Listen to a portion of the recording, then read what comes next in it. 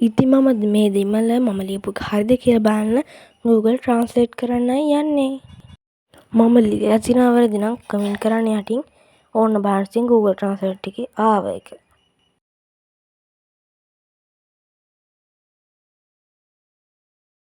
විශාල වනාන්තරයක් අසල සුන්දර ගම්මානයක් ඇත. කාලකන්ණි ආච්චි වඩේ හදන ගඳ එනවා. කළු කප්පුටෙක් ඉගිල්ලිලා එහෙන් මෙහෙන් බලලා හිමිහිට වඩේ අහුලනවා. මහත නරියෙක් ගිහින් ගහක් උඩ ඉඳගෙන බලනවා. වඩේ නෙලන්න හිතාගෙන. කපුටගේ කටහඬ මිහිරි ගීතයක් ගායනා කර කපුට රැවටේ. ඔයාලට කියන්න තියෙන්නේ Google Translate use කරද්දී පරිස්සම් වෙන්න.